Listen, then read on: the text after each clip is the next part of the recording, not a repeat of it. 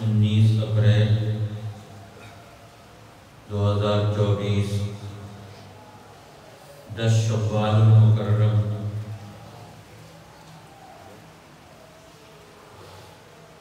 1445 ہجری کا یہ جمعہ المبارک ہے۔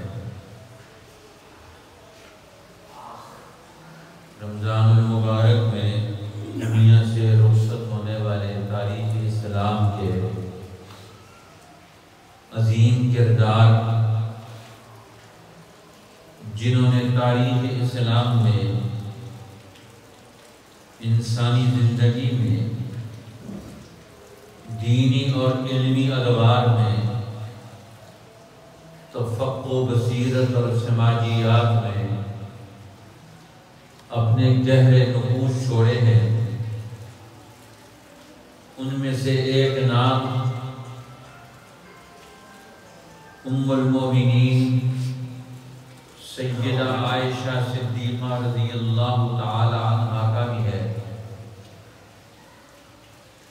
جن کا زندگی کا سفر، جن کا علمی، روحانی، اجتماعی ترقی کا سفر عظیم اور جلیل القدر لوگوں کے ساتھ گزرا۔ پہلا دور اپنے والد گرامی سیدنا ابو بکر صدیق رضی اللہ تعالیٰ عنہ کے گھرانے میں، آپ کے خانوادے میں، اور دوسرا دور وہ بیوی بن کے آئی، ام المومنین بن کر آئی، رسول اللہ کی پاک باز بیوی بن کر آپ کے گھر میں، آپ کے خانوادے میں، آپ کے اہل بیت میں شامل ہوئی۔ یہ عجیب بات ہے، علمی اعتبار سے اور تاریخی اعتبار سے، کہ آج ہمارے یہاں جب بھی اہل بیت کا نام آتا ہے تو ان میں ازواج مطہرات کا تصور شامل نہیں ہوتا، کہ اہل بیت میں رسول اللہ کی بیویاں بھی شامل ہیں۔ ان کو مسلمان آج شامل کرنے کے لیے تیار نہیں ہوتے۔ آپ کے نواسے بے شک وہ اہل بیت میں سے ہیں، آپ کی بیٹیوں کو اہل بیت میں شامل کرتے ہیں، لیکن ان کی ماؤں کو اہل بیت میں سے نکال دیتے ہیں۔ اب یہ علمی کمزوری کہیں، کم فہمی کہیں، قرآن حکیم سے دوری کہیں، سیرت رسول سے دوری کہیں، کیا کہیں اس کو، بہرحال ہماری زندگی ان مختلف قسم کے شکوک و شبہات سے لبریز ہے، جس سے ہمیں ایمان و یقین کی طرف آنا ہے۔ ایمان و یقین انسان کو ہر مسئلے سے نکالتا ہے، ہر شک شبے سے نکالتا ہے، علم کے اونچے مرتبوں تک ایمان اسے پہنچاتا ہے۔ اس لیے قرآن حکیم نے یہاں ازواج مطہرات کا تذکرہ کرتے ہوئے اہل البیت کا تذکرہ کیا۔ یا نساء النبی لستن کاحد من النساء ان اتقیتن فلا تخضعن بالقول۔ اے میرے نبی کی بیویوں، نبی کی عورتوں، تم عام عورتوں کی طرح نہیں ہو۔ لستن کاحد من النساء، تم عام عورتوں کی طرح نہیں، ان پر ذمہ داریاں اس طرح کی نہیں جس طرح آپ پر ہیں، کیونکہ آپ نبوت کا شان نبوت کی امین ہیں، نبی کی زندگی کی دخیل ہیں، نبی کی زندگی کے اعمال و احکام اور معارف اور مسائل کی امین ہیں۔ آپ عام عورتوں کی طرح نہیں ہو۔ ان اتقیتن فلا تخضعن بالقول، تمہیں اللہ سے ڈر کر تقوی کی زندگی پیدا کرنی ہے، لیکن چونکہ نبی کے گھر میں رہنے کی وجہ سے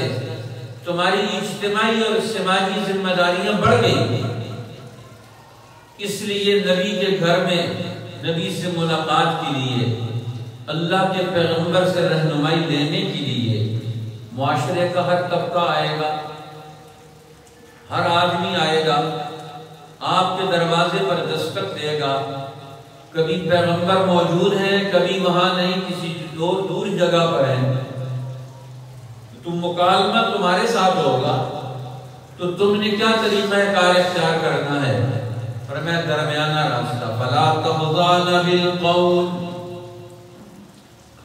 ایسی گفتگو میں نرمی بھی نہ ہو، فَيَطْمَعَ الَّذِي فِي قَلْبِهِ مَرَضٌ، جو دل کا بیمار ہے وہ کسی اور امید میں مبتلا نہ ہو جائے، لیکن درستگی بھی نہ ہو کہ پیغمبر سے لوگ دور ہو جائیں۔ وَقُلْنَا قَوْلًا مَعْرُوفًا، درست انداز سے گفتگو کرو۔ تمہارا گھر رہنا، گھر سے نکلنا، وہ سارا ایک انداز، اسلوب اور طریقہ کار دین کے علم و حکمت اور اخلاق نبوت کا حامل اور امین بن جائے۔ اب یہ قرآن یہ سارا تذکرہ کرتا ہوا ان کو یہ آداب پیغمبر کے گھر کے پیغمبر کی بیویوں کو سکھاتے ہوئے اللہ جل شانہ اب اس کی طرف توجہ دلا رہے ہیں۔ وَأَقِمْنَا الصَّلَاةَ، اے نبی کی عورتوں نماز قائم کرو، وَآتِينَا الزَّكَاةَ، اور زکوٰۃ ادا کرو، وَأَطِعْنَا اللَّهَ وَرَسُولَهُ،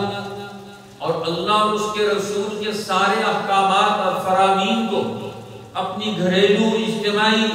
خاندانی، انفرادی زندگی میں قائم کرو۔ انما یرید اللہ لیذہب عنکم الرجس اہل البیت، بے شک اللہ چاہتا ہے کہ تم سے گندگی، ناپاکی ختم کر لے اے گھر والوں، وَيُطَهِّرَكُمْ تَطْهِيرًا، اور تمہیں ہر اعتبار سے مکمل طور پر پاک کر دے۔ اب پورا قرآن کا یہ خطاب، قرآن حکیم کا یہ اہل البیت قرار دے کر گندگی اور نجاست سے نکالنے کا حکم دے کر پاکیزگی کے اونچے منصب پر پہنچانے کا پیغام دے کر یہ عنوان بنا کر یہ خطاب کس کو ہو رہا ہے؟ اہل البیت میں سے یا نساء النبی کہہ کر قرآن کو خطاب کر رہا ہے، اللہ کو خطاب کر رہے ہیں، جن کو اللہ اہل البیت قرار دے کر ان کو زندگی کا وہ سلوک بتا رہے ہیں، ہم نے ان کو اہل البیت سے ہی نکال دیا۔ اس لیے اہل البیت، نبی کے اہل بیت میں سب سے پہلے آپ کی بیویاں، پھر اس کے بعد آپ کے بچے ہیں، آپ کی اولاد، اولاد کا درجہ دوسرے درجے میں اہل بیت میں، ماؤں کا درجہ پہلے درجے میں اہل البیت میں۔ ہم پہلے درجے والوں کو نکال دیا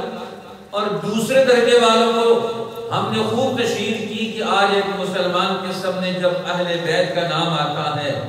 تو اس میں حضرت خدیجہ کا تصور نہیں آتا، حضرت عائشہ کا تصور نہیں آتا، حضرت حفصہ کا تصور نہیں آتا، حضرت زینب بنت جحش کا تصور نہیں آتا، حضرت زینب بنت خزیمہ کا تصور نہیں آتا، حضرت اسی طرح میمونہ کا تصور نہیں آتا، دیگر ازواج مطہرات ہیں، حضرت جویریہ کا تصور نہیں آتا، حضرت صفیہ کا تصور نہیں آتا۔ اب یہ تصور اہل بیت کا جب ہم نام لیں تو پیغمبر کی بیویوں کا تصور کیوں نہ آئے؟ اہل بیت انہی سے بنتی ہیں، گھر والوں، اور گھر بنتا ہے خاوند اور بیوی سے، خاوند اور بیوی کے اگلے درجے سے جا کر اولاد وجود میں آتی ہے، پھر اولاد سے اگلے درجے میں آ کر پوتے اور نواسے وجود میں آتے ہیں، تیسرے درجے میں۔ قرآن سارے درجوں کو کہتا ہے کہ اہل البیت ہے، لیکن ہم نے اپنی مرضی سے ان درجوں کے اندر تفریق قائم کر کے رکھی ہوئی ہے، اپنی ذہنی اختراعات سے۔ بہرحال ام المومنین حضرت عائشہ رضی اللہ تعالی عنہا اسلام کا وہ عظیم خواتین میں سے کردار ہیں کہ جنہوں نے اپنی آنکھیں کھولی تو ایمان کی حالت، جنہوں نے زندگی کا پہلا مرحلہ طے کیا جو دین کے علم و حکمت کے اخلاق کے آراستہ پیراستہ گھر کے اندر، باپ بھی مسلمان، ماں بھی مسلمان، بہن بھی مسلمان اور بھائی بھی ایک مسلمان، آپ کے اپنے سگے بھائی عبد الرحمن ابن ابی بکر وہ سب سے آخر میں مسلمان ہوئے صلح حدیبیہ کے قریب، لیکن حضرت ام المومنین رضی اللہ تعالی عنہا اللہ جل شانہ نے ان کو 63 سال کی عمر عطا فرمائی۔ 17 رمضان المبارک 58 ہجری میں دنیا میں رخصت ہوئی اور اللہ کے پیغمبر کے ساتھ ان کی نسبت نبوت کے 10ویں سال میں ام المومنین حضرت عائشہ رضی اللہ تعالی عنہ کا نکاح شوال کے مہینے میں ہوا۔ عید کے بعد کا یہ مہینہ شوال کے مہینے میں آپ کا نکاح ہوا۔ آج ہمارے یہاں لوگوں میں رسم پڑ گئی ہے، کہتے ہیں 2 عیدوں کے درمیان نکاح نہیں کرنا ہے وگرنہ نکاح منحوس ہو جائے گا۔ اگر نحوست ہوتی تو اللہ کے پیغمبر کا نکاح سیدہ عائشہ سے شوال میں ہو رہا اور مدینہ میں ہجرت کے بعد رخصتی ہوئی تو وہ رخصتی بھی شوال کے مہینے میں ہوئی۔ اللہ کے پیغمبر کے گھر تشریف لے گئی ام المومنین رمضان شوال کے مہینے میں، اب رمضان المبارک میں رخصتی ہوئی اور ساری زندگی انہوں نے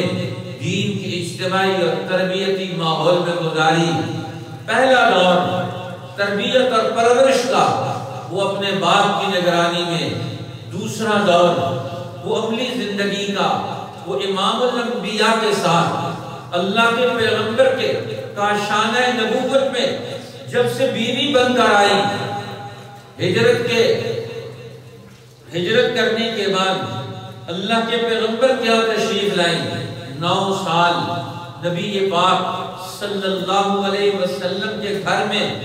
آپ کی سب سے پیاری بیوی بن کر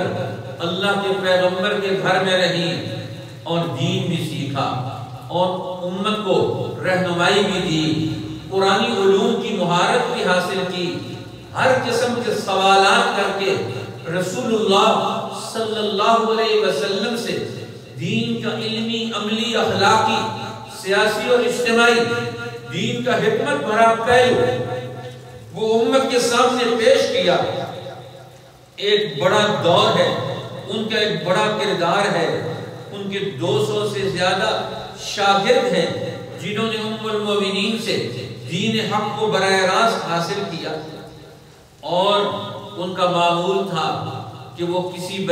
بچیوں کو عموماً اپنی پرورش میں لے کر ان کی پرورش کرتی اور پرورش کر کے ان کو پال پوس کر ان کی شادی کروا دے،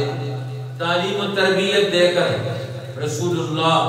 صلی اللہ علیہ وسلم نے ان کو رہنمائی بھی دی کہ تم پرورش کر کے بچوں کو بچیوں کی تربیت کرتی ہو، شادی بیاہ کرتی ہو، تو انصار کے اندر جن کی شادیاں ہو رہی ہیں اس قوم کا مزاج وہ کس چیز کو پسند کرتا ہے اس کا بھی لحاظ رکھو، اس کا بھی خیال رکھو۔ رخصتی کے موقع پر اس طرح نبی اکرم صلی اللہ علیہ وسلم کی رہنمائی میں انہوں نے پورا دور اپنا پیدا کیا، اس لیے رسول اللہ صلی اللہ علیہ وسلم نے خود ارشاد فرمایا خذوا شطر دینکم من حمیرہ، تم آدھا دین میری حمیرہ سے حاصل کرو۔ تاریخ کے اندر یہ موجود ہے کہ ام المومنین رضی اللہ تعالی عنہ جب رسول اللہ کے گھر میں تشریف لائیں اس کے بعد سے ان کے علوم اور اخلاق کی ترقی کا ایسا دور شروع ہوا کہ عورتوں میں اور مردوں میں بھی سب سے زیادہ احادیث حضرت ابو ہریرہ کی ہیں، اس کے بعد نمبر ام المومنین حضرت عائشہ صدیقہ رضی اللہ تعالی عنہ کا نمبر ہے، جنہوں نے 2000 سے زیادہ احادیث کی کتابوں میں موجود، اور وہ قریب کر نبی پاک صلی اللہ علیہ وسلم سے دین کے مختلف امور کے بارے میں سوال کرتے رہتے ہیں۔ اب ایک دفعہ رسول اللہ سے سوال کیا قرآن حکیم کی تفسیر کی، ایک آیت کی تفسیر کے حوالے سے، فرمایا یا رسول اللہ یہ جو قرآن میں آتا ہے فَسَوْفَ يُحَاسَبُ حِسَابًا يَسِيرًا، اب ان سے آسان حساب لیا جائے گا۔ یہ آسان حساب کون سا ہوتا ہے؟ یہ آسان حساب کون سا ہوتا ہے؟ یہ سوال کی بات ہے۔ ہم بھی یہ قرآن کی آیت پڑھتے ہیں، اب تو الحمدللہ مسلمانوں نے قرآن پڑھنا چھوڑ دیا، غور کرنا بھی چھوڑ دیا۔ کسی کے پاس وقت ہی نہیں ہے وہ بیٹھ کر قرآن پڑھے اور پھر اس کو سمجھے،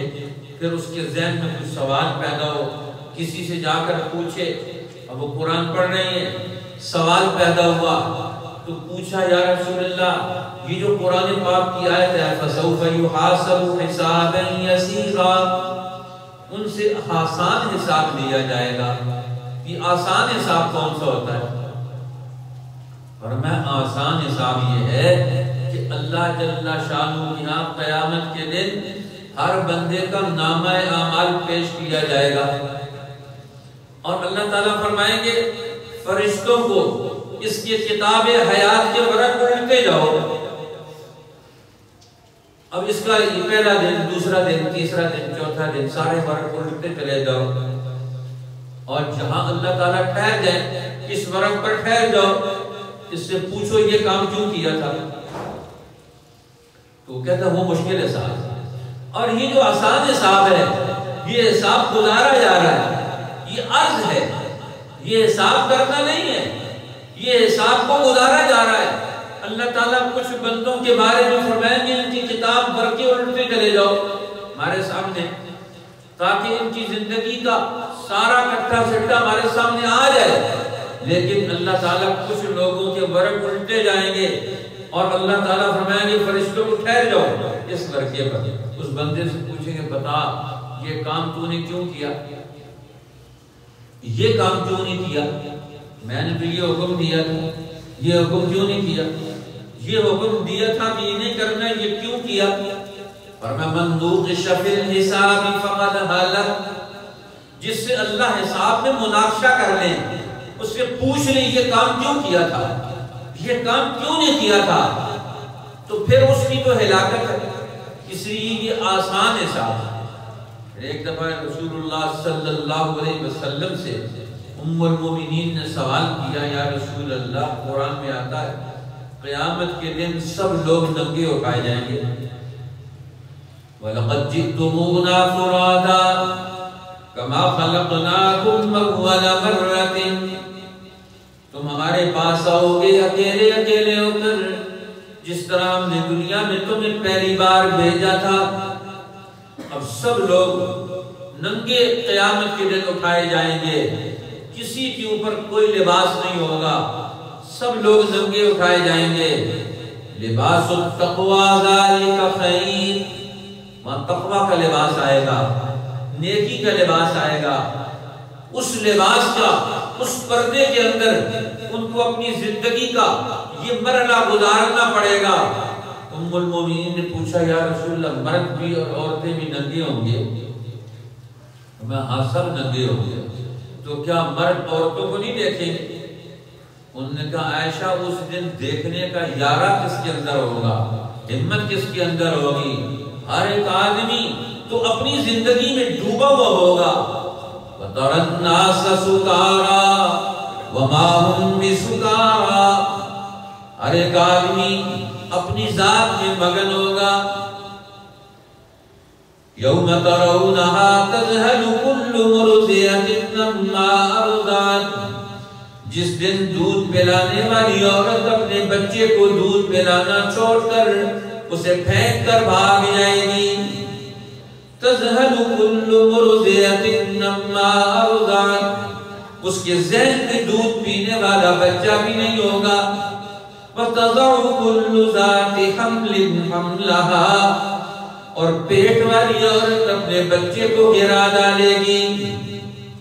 وَتَرَى النَّاسَ سُكَارَىٰ، تو دیکھے گا کہ لوگ نشے کی حالت میں ہیں، اور یہ نشہ گناہوں کا نشہ نہیں، خوف الہی کا نشہ ہوگا، اللہ کی عظمت و جلال کا نقش ہوگا۔ ہر ایک آدمی گناہوں کے اندر ڈوبا ہوا ہوگا۔ وہاں کوئی کسی کو کیا دیکھے گا؟ اسے تو اپنے دیکھنے سے فرصت نہیں ہوگی، دوسرے کو کیا دیکھے گا؟ اس لیے ام المومنین نے بڑے بڑے سوالات کیے رسول اللہ صلی اللہ علیہ وسلم سے، اور امت کی باریکیوں پر بھی نگاہ رکھتی تھی کہ امت آج کہاں جا رہی ہے، کدھر جا رہی ہے۔ انہوں نے اللہ کے رسول سے دین حق کی پوری رہنمائی لی، ہر مسئلہ پوچھا۔ ابو موسیٰ اشعری رضی اللہ تعالیٰ عنہ فرماتے ہیں صحابہ اکرام نہایت مشکل اور پیچیدہ مسائل وہ آ کر ام المومنین سے دریافت کرتے تھے، ان کا حل انہیں وہاں سے ملتا تھا۔ اس لیے رسول اللہ صلی اللہ علیہ وسلم کے علوم بھی، اور اس دور کے عرب کے علوم، باہر سے آنے والے وفود کے پاس معلومات، وہ سب کے سب ان کے پاس جمع ہو جاتی۔ اللہ نے ان کو فصاحت و بلاغت بھی بلا درجے کی عطا فرمائی تھی، اونچے درجے کی، اور ان کی پاکیزگی اور طہارت جس کی گواہی تو خود رب ذوالجلال دے رہے ہیں کہ ان کی پاکیزگی اور طہارت کا کیا عالم ہے کہ قرآن ان کو طاہرہ، عفیفہ، پاک دامن عورت قرار دے رہا ہے۔ حدیث الوحی رسول اللہ صلی اللہ علیہ وسلم پر جب وحی اترتی تھی تو کیا حال ہوتا تھا، گھر میں تشریف لاتے تھے تو کیا کرتے تھے، مسجد میں جاتے تھے تو کیا کرتے تھے۔ امت کے مختلف درجوں پر، مختلف مرحلوں پر ام المومنین نے پورا علمی اور پورا شعوری ادراک کے ساتھ انہوں نے ہر چیز کو حاصل کیا ہوا تھا۔ اس لیے تو رسول اللہ صلی اللہ علیہ وسلم نے ان کے بارے میں اپنے خوبصورت ترین جملے ارشاد فرمایا، اور رسول اللہ کی مزاج شناس اس لیے فرمایا کرتی تھی کہ اللہ کے پیغمبر صلی اللہ علیہ وسلم کو جو میرے ساتھ محبت اور تعلق تھا، اور وہ اس وجہ سے جن کے اندر علم، دین اخذ کرنے کی جو صلاحیت اور شوق تھا، وہ جو ذوق تھا، اللہ کے پیغمبر بھی اس کے قدردان تھا۔ اور میں آخری وقت بھی اللہ کے پیغمبر نے سب بیویوں سے اجازت دے دی کہ تم مجھے اجازت دے دو کہ میں آخری مرحلے بیماری کے میں عائشہ کے گھر میں گزارنا چاہتا ہوں۔ سب نے بخوشی اجازت دے دی، اور اللہ کے پیغمبر جب اٹھ بھی نہیں سکتے، اس وقت حضرت عائشہ کے سر گود میں سر رکھتے ہوئے لیٹے ہوئے کوئی صحابی آپ کے عزیزوں میں سے ملنے کے لیے آئے، غالباً عبد الرحمن ابن ابی بکر یا کوئی ملنے کے لیے، عیادت کے لیے آئے، ان کے پاس مسواک تھا۔ جب انہوں نے مسواک کو دیکھا تو رسول اللہ صلی اللہ علیہ وسلم نے مسواک کو دیکھا تو فوراً آپ سمجھ گئے کہ اللہ کے پیغمبر مسواک کرنا چاہتے ہیں۔ انہوں نے فوراً ان سے مسواک لی، اور مسواک لے کر، چونکہ آپ تو بیماری کی حالت میں اس وقت چبا نہیں سکتے، تازہ مسواک کا استعمال کرتے تھے اللہ کے پیغمبر۔ وہ مسواک چبا کر اللہ کے پیغمبر کو دی، فرمایا کرتی تھی کہ آخری لمحوں میں قد جمع اللہ بینی و بین نبی، اللہ نے میرے اور میرے نبی کے درمیان بہت ساری چیزوں کو جمع کر دیا، آپ میری گود میں تھے، اور جمع اللہ بینی و بین ریقی و بین ریقی و بین ریقی،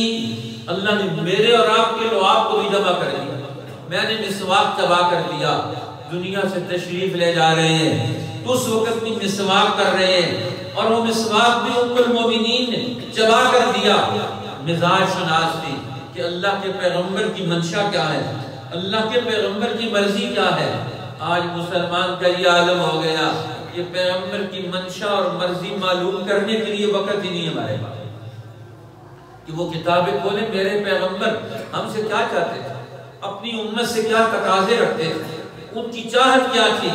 گھر میں بچیوں سے، بچوں سے، جوانوں سے، بوڑھوں سے اللہ کے پیغمبر کیا خواہشات رکھتے تھے، کیا چاہتے رکھتے تھے، کیا عظیم لوگ تھے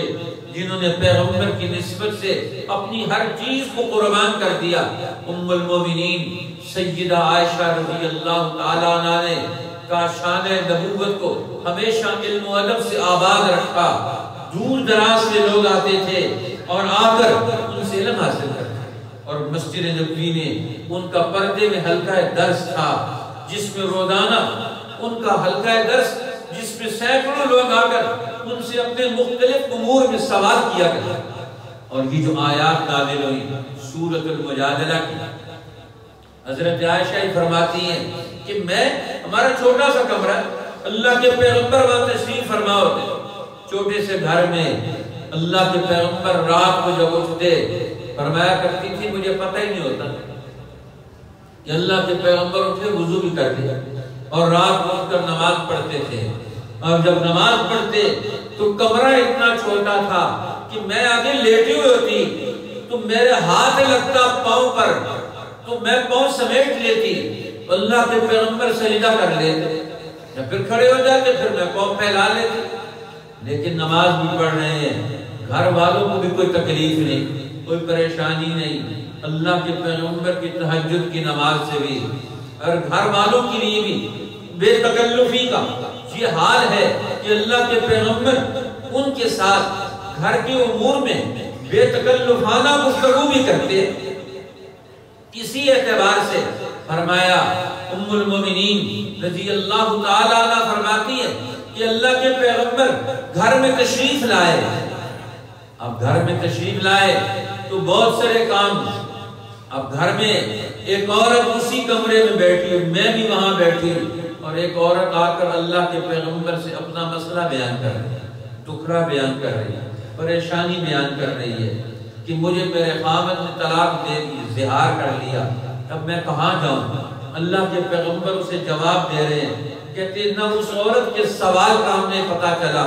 نہ رسول اللہ کے جواب کا پتہ چلا، جب قرآن نازل ہوا تو پھر ہمیں پتہ چلا وہ ہمارے گھر میں کیا گفتگو کر رہی ہے۔ آپ اسی سے اندازہ لگا سکتے ہیں کہ اللہ کے پیغمبر کے گھر میں بیٹھنے والی خواتین آنے والے لوگوں کے، آج ہمارے کٹوں میں لکھتے ہیں فلاں آیا تو کیا بات کر رہے ہیں،